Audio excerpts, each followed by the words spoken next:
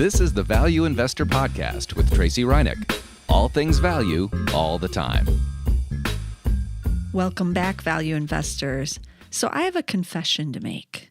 I love turnaround stocks. These are the companies that run into some trouble. Wall Street gets spooked. Then the stock goes out of favor, but then there's a plan in place to turn it around. But how can you tell if the turnaround plan is real or if that's just a bunch of hot air and like a last gasp? These are the difficult things with turnaround stocks. So I'm going to give you 4 tips that will help you, I think, to weed the good turnarounds from the bad, because it is easy to get sucked into the bad turnarounds for sure. So this time, a year ago, I had to pick out a stock for my top stock pick of the year for this contest that goes on investorplace.com. And they usually have 10 people pick one stock for the year, and then they track them throughout the year. And we would write updates every quarter on like what the stock was doing, how the company was performing. And then you would do it all again the next year. So in December 2017, I was looking around to pick my stock for that year. And the year prior, I had picked Ulta, which actually started off real hot in 2017 and then went into a nosedive. So I did not win the contest in 2017. Let's just put it that way. I think someone had NVIDIA that year, and that ran away with the whole thing. But the next year, so a year ago, I was like, kind of demoralized after the Ulta experience and looking around for what else I wanted to do going into 2018. So I ended up picking Etsy. And that was because I do like the turnaround stocks, and Etsy at that time was in the middle of a big turnaround. So let's step back and look at Etsy's history, why I chose it, because this is kind of a good idea.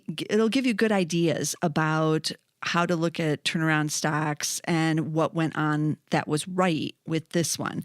So Etsy's story really began in May 2017 when they announced a first quarter loss, and then they cut 8% of the workforce.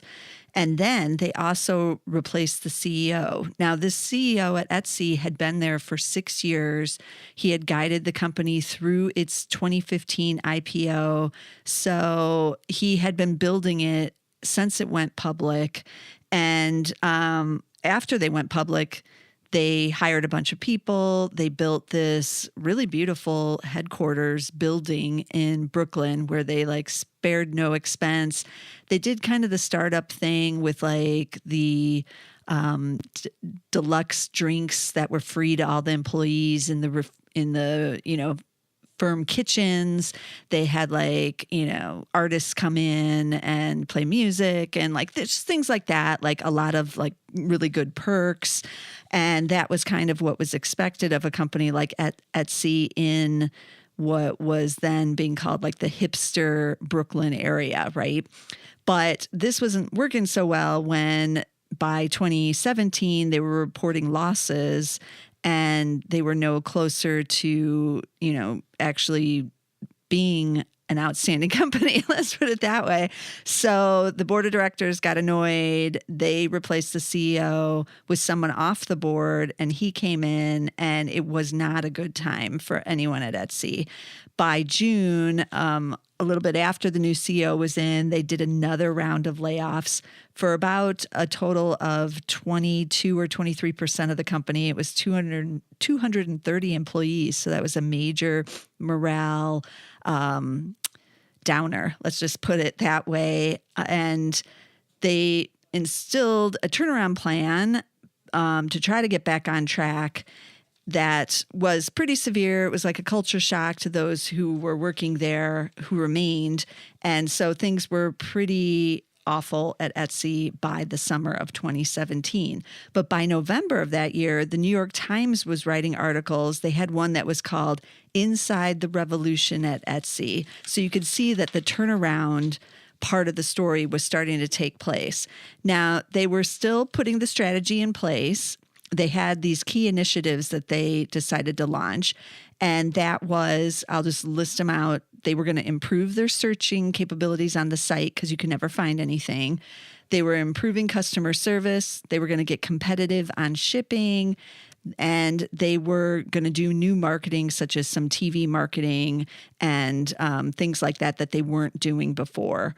And so they put this in place, but it's one thing to put it in place and another thing to actually do it, to execute it. So Wall Street was still dubious by the end of 2017 that any of this was going to work. And rightly so, because turnaround stocks are inherently risky. Sometimes the turnaround works, sometimes it doesn't. So as I was picking this stock, though, I was struck that they were doing some things differently over the holiday season, and that included doing some free shipping initiatives that they never did before. They participated in Black Friday and like Cyber Monday, which they never did before. And they were doing some marketing things that I really liked. So by 2018, so I picked it as my stock, and then by 2018, some of these initiatives did start to work. And by the third quarter of this year, by November of this year, revenue was up 41.3% year over year. And the company announced a $200 million stock repurchase program. The active buyers on the site by the third quarter of this year were up 17.2%. The active sellers were up 8%. And they had increased their marketing budget and were very well situated for this current holiday season. Now, one of the things with Etsy that was really dragging it down during this whole turnaround period was the fear of Amazon. Now, I felt like that fear was overblown. So you might remember Amazon launched a couple of years ago a site within their site called Amazon. I think it's Handmade is the name. It's their marketplace with, artist type products that they were selling. And everybody immediately thought when they launched it, because it's Amazon, that, Etsy is doomed.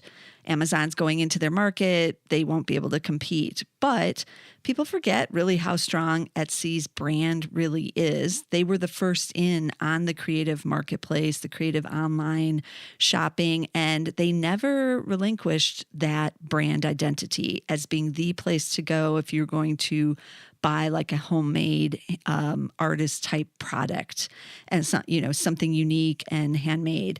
And so that was a big driver of one of the reasons that I bought or suggested people should buy, because I never bought it for myself, unfortunately. But that's why I picked Etsy for 2018 as my top stock pick. I thought that Wall Street was just way too negative on where this company was going. And it turned out that I got it right. And now Etsy in 2018 is up 165% year to date. I'm well towards the top of the contest this year, which I'm happy about after my poorer showing last year.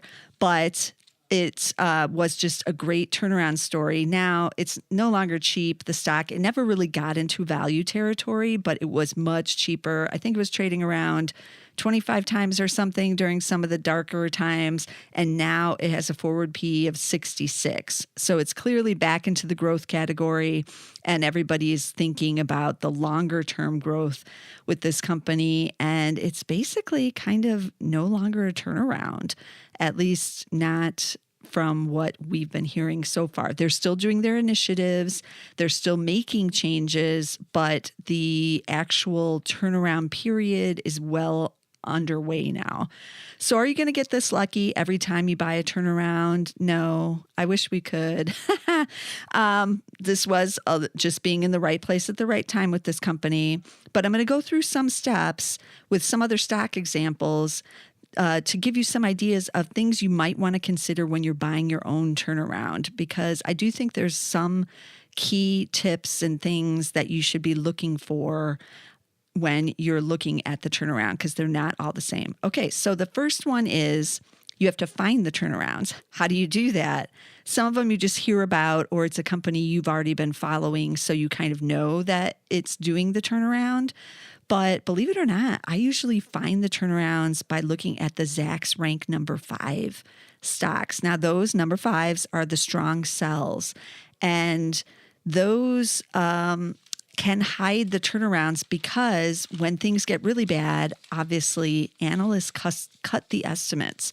When there's a guidance warning or a management change and things they have to withdraw the guidance for the year because they have new management in who is doing changes. A lot of those things lead to the estimate cuts, and then you get the number 5 strong sell. So I kind of start there to see if I can find any that I maybe was not aware of, that I'm not totally following myself. And then you do have to dig deeper in the news to find out why it has the Zacks number 5 rank and whether or not some of these other things that I'm about to talk about are present as well, because not all number 5s obviously are turnarounds. So that's where I start. I start at the number 5s.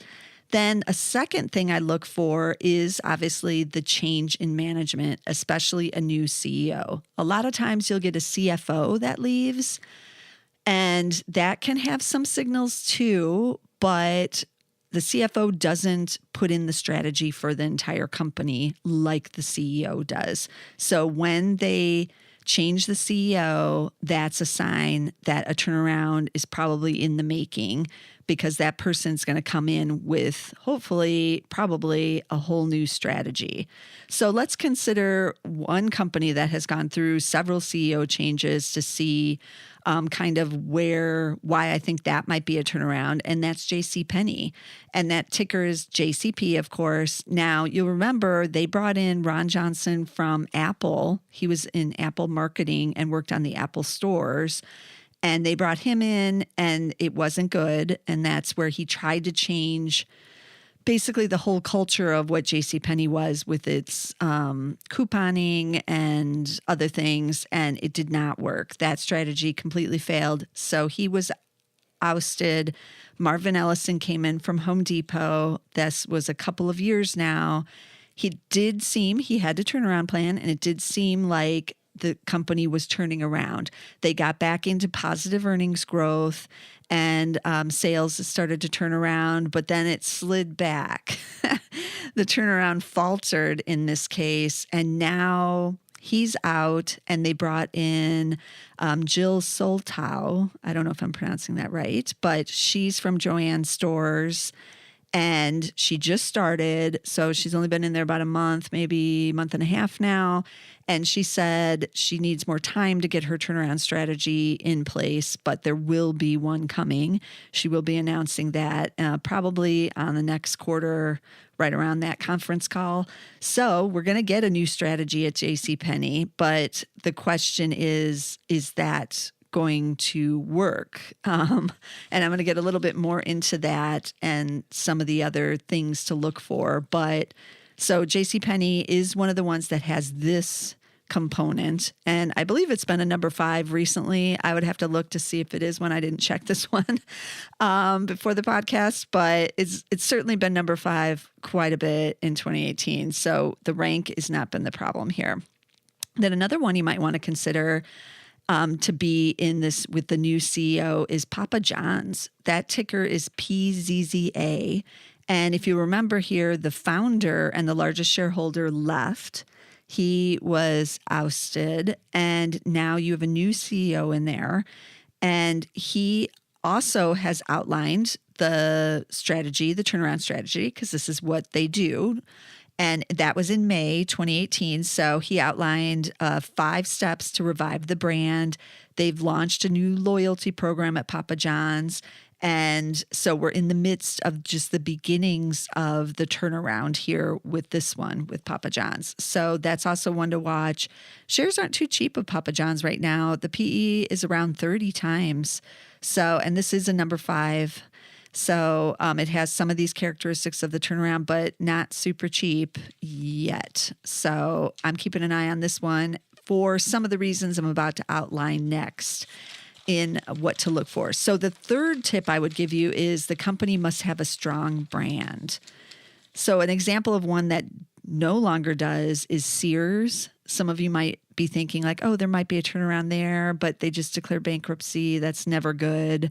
And this one, I feel like the brand is not really strong enough to have the turnaround. The consumer is no longer emotionally attached to Sears. They used to be, they're not anymore. So to me, it's impossible to do a turnaround if you no longer have any kind of connection to the product. Obviously, you still need that in order to succeed. Etsy, remember, had the connection. Plenty of people were using the site. They still had plenty of sellers. The Etsy brand was strong among the public's mindset. And so that all worked in their favor when they put the initiatives in to make their product stronger. Sears does not have the same thing. Compare it to a company like Lululemon, however. Lululemon also has done the new CEO turnaround thing, and they just got another new CEO in July of this year, July 2018. So this could be a turnaround as well. He was appointed, and I saw this in all the headlines, to, quote, fix the culture, unquote. He came from Sephora, so he has retail experience with this similar market. And this turnaround is also progressing. So we're waiting to see. But Lulu, I believe, still has the strong brand. They never lost the brand with the public. The public still has a connection with the company. They still go to their stores for the yoga. They still have the yoga classes. So all of that branding still remains really, really strong. So look for that in the turnarounds. Look for companies or products that the company makes that still has a strong brand. And then the fourth tip is really to look out for the clearly laid out strategy. Like I said about Papa John's, the CEO has put out like the 5 initiatives of the turnaround plan. So you can see, you can track yourself exactly what are they doing. And Etsy on the conference calls over the last year, first they laid out the plan, and then on every conference call, they would give an update on like, where do we stand on the plan? And they would go through each of the initiatives, like this is what we did this quarter on these initiatives and where the improvement or not improvement was and what we still need to work on. So that's what I like to see, because you have to be moving towards the goal in the turnaround. It can't just be kind of cloudy and murky and, oh, we're doing better, but, we're not totally sure. No, you have to have the clear goals laid out and moving towards that goal. So another company that has this kind of scenario that I like a lot because it's so clear is ASNA Retail Group. Their ticker is ASNA. Most of you might know it better by some of the brands that they have. They are the parent of Ann Taylor and The Loft, as well as Dress Barn and Maurice's and Justice on the kids' side. And they have been struggling with the whole retail struggle that's going out there, especially in apparel side and with the shopping malls. The traffic there not being quite as good. So they too have been in the turnaround. They've been laying out initiatives about how to improve each brand. They're launching things like a loyalty program at Justice, which is turning out to be very good for them. They're finding that loyalty program is working. They've launched newer outlet locations for Ann Taylor and The Loft that are not taking business away from both of their premier brands. So people aren't shopping now at the outlet malls versus the premier brands. So you like that. And they've been laying out perfectly on the conference calls what each segment is doing and what is working and what isn't, and how much more improvement they still need to do in this turnaround strategy. Now, this stock is under $5, but it's not exactly cheap on a PE ratio still. It has a PE of 39 times. So that part is a little challenging on the valuation if you're looking for a true value stock, because not every turnaround is an actual value, as I said. So just because the stock slides down or is out of favor doesn't make it value based on classic fundamentals. But we still like to look at them because sometimes it does. And sometimes as a value investor, we just like to buy the turnarounds. So ASNA is one that has laid out that strategy. But let's look at a couple others that just because the stock has fallen down doesn't necessarily mean the turnaround is working or that they even have a turnaround or that it fits in the turnaround type of scenario. So one that I like to point out is Snap. So the ticker is SNAP, and they don't really fit into some of these criteria that I'm laying out here. So they have the same management. They haven't changed CEOs or anything on that. So the captain of the ship is still the same.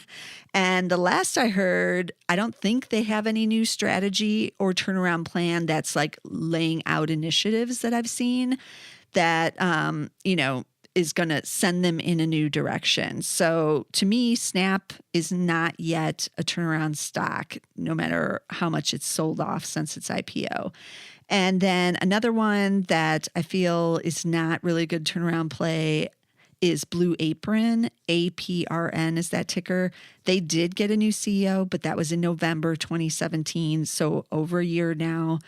They're trying to solve their problems there, but some of that is just basically the really competitive business that they're in, and that I don't think anyone can turn it around at Blue Apron as a standalone business. But that's one that I'm not thinking that the turnaround is going to succeed there. And then I know you're all thinking, well, what about GE? Does this fit into the turnaround scenario? So I looked at the criteria that we just laid out for that one, and it's kind of interesting here. The stock, remember, is hitting new multi-year, multi-decade lows. It still is, even when I am recording this, as Wall Street and just the mom and pop investors are finally throwing in the towel. We could be seeing some capitulation here in these shares. But let's look at the criteria. So GE has been a Zacks number 5 sell, a strong sell for a while now. And so that hasn't changed. So if I was looking for turnarounds, I would run across GE here. They did do a CEO change. So that was in October of this year. So just a couple months ago, they got rid of Flannery and then brought in the new CEO, Culp. And he had a turnaround. Well, the old CEO had the turnaround plan that was approved by the board. We have Culp in there. He's probably getting comfortable still, but so far they're still following the old turnaround plan. GE this last quarter did cut its dividend all the way just down to 1 cent a share. And they are going to devote all that money to restructuring. They're going to save $3.9 billion per year. They're going to retain that in cash flow to help with the restructuring. They are still reorganizing the power unit into 2 different units.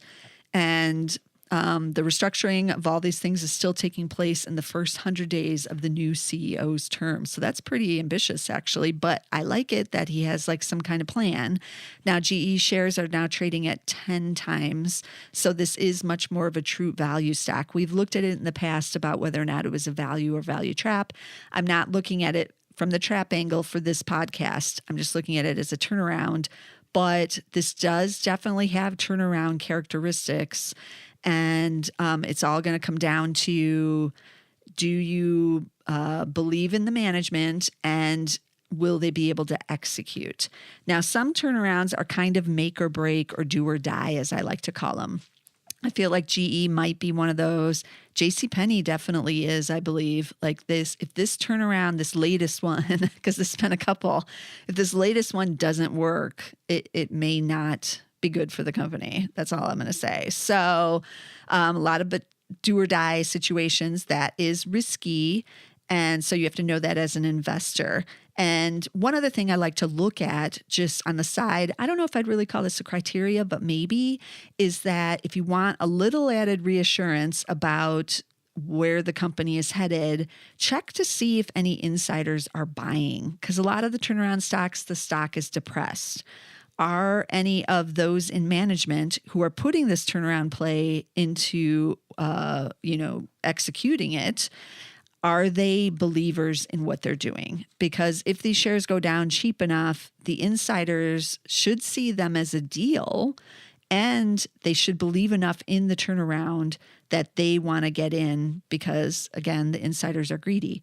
So if they're not buying the shares when they hit new lows or as the turnaround plan progresses, that's kind of a bad sign. So one of those stocks that I've been watching for a while that is in the turnaround, but the insiders have not been buying is at Pier 1. Ticker is PIR. And I kind of like Pier 1. I'm a shopper there, and I hope they succeed with this turnaround. They're trying to get some new product in the door.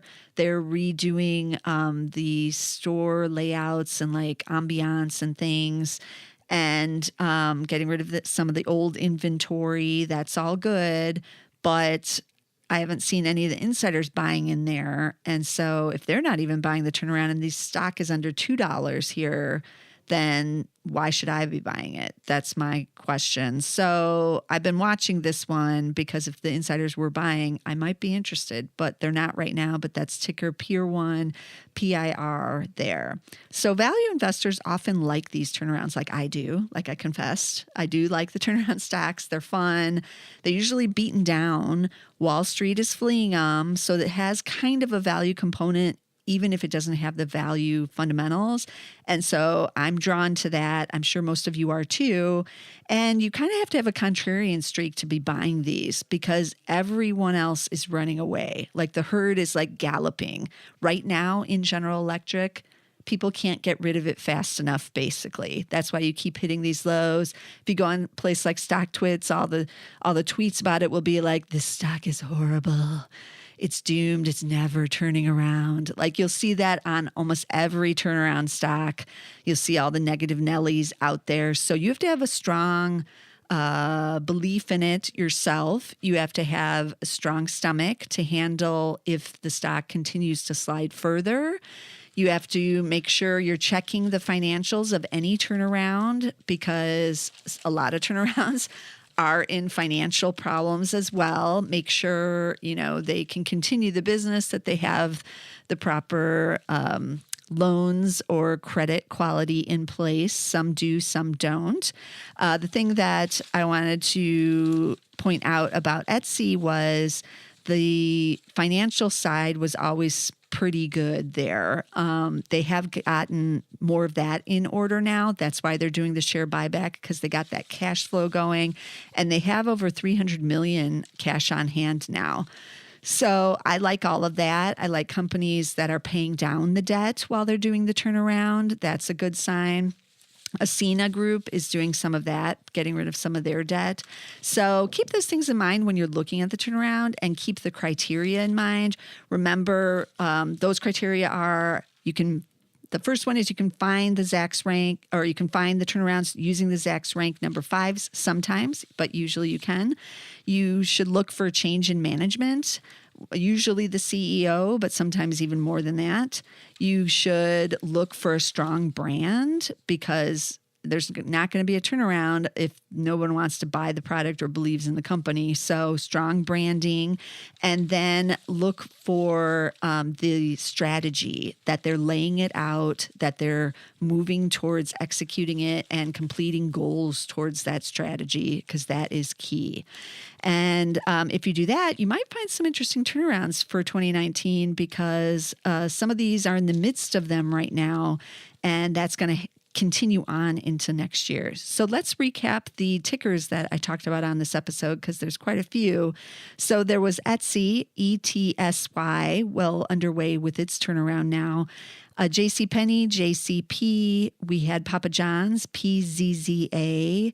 There was Sears, but I don't think that even is it even trading? I don't know, but I'm not going to recommend that one. LULU, I think it is, but LULU is the better one there with the stronger brand. LULU, ASNA Group, ASNA, Blue Apron is APRN, GE, of course, is GE, and then we had Snap, SNAP. So a lot going on with the turnarounds. Not everybody's going to be successful, but I like them. I like looking for those deals and those overlooked stocks that maybe are going to come through with a big turn. So I'll keep looking for these in 2019, and I'm sure I'll have some more episodes and some more podcasts on the turnarounds in 2019. You don't want to miss a single episode. You can subscribe on several places. We're on Spotify as a standalone show. You can get the Value Investor podcast as itself there on Spotify. You can also get us on Apple Podcasts, or you can get 2 for 1 on SoundCloud under the Zacks Market Edge. Look for us there under Zacks Market Edge. You'll get the Market Edge podcast plus the Value Investor podcast. That's a lot of stock picks every week, but I hope you're tuning in somewhere to some of our podcasts here at Zacks, because things are going to heat up into 2019 and you don't want to miss a single thing. So I'll see you again next week with some more value stocks.